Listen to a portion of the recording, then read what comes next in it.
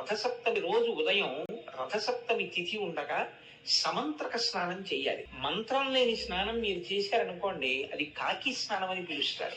దానివల్ల ప్రయోజనం ఏమి ఉండదు. జివ్వేడాకులు రేగుపళ్ళు తల మీద పెట్టుకుని నేను పోసుకున్నానండి అన్నారు అనుకోండి, దానికి ఏం ఉపయోగం ఉండదు. సమంత్రకమే చేయవలసి ఉంటుంది స్నానాన్ని. దాన్ని మంత్రస్వరూపాన్ని ఏం చేస్తారంటే అందరికీ అందుబాటులోకి తీసుకురావడం కోసం మంత్రం అంటే అంగన్యాస కరన్యాసాలు ఉండాలి, ఒక ఉపదేశం ఉండాలి. ఇవన్నీ మళ్ళీ అందరికీ ఎలా అందుబాటులోకి వస్తాయి? మళ్ళీ అందరూ దీని ఫలితాన్ని ఎలా పొందుతారు? ఇప్పుడు ఆ మంత్రాన్ని శ్లోక రూపం చేస్తారు. ఇప్పుడు మీరు ఆ శ్లోకం చెప్పిన తరువాత రేగుపళ్ళు జిల్లేడు పళ్ళు తల మీద పెట్టుకుని అప్పుడు నీళ్లు పోసుకుంటే అవి జారి కింద పడిపోతాయి.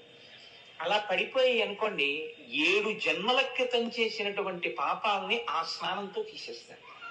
అది ఎప్పుడు ఉంటుంది అంటే ఒక్క రథసప్తమి నాడు మాత్రమే ఇస్తారు ఆ అనుగ్రహాన్ని. ఈశ్వరుడి కృప కొన్ని నైమిత్తిక తిథుల యందు ప్రసరణం జరుగుతుంది.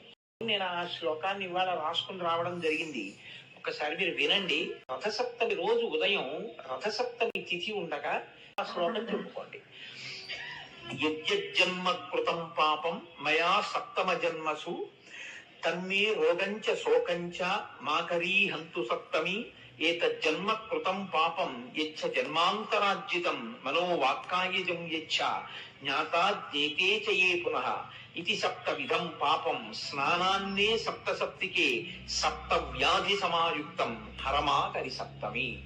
7 జన్మలలో 7 రకాలుగా చేసినటువంటి పాపముల వలన నేను పొందబోతున్నటువంటి 7 రకములైన భయంకర వ్యాధులు ఏమున్నాయో వాటితో సహా ఓ సప్తమి, నేను ఈ రోజు ఉదయం చేస్తున్నటువంటి ఈ స్నానము చేత ఆ దురితము తొలగుగాక అని సంకల్పం చేసి ఎవరు స్నానం చేస్తారో వారికి ఆ పాపాన్ని తొలగిస్తారు. కాబట్టి ఇప్పుడు నేను చదివిన శ్లోకాన్ని మీ అందరూ చదువుకుని చక్కగా స్నానము చేయుదురుగాక.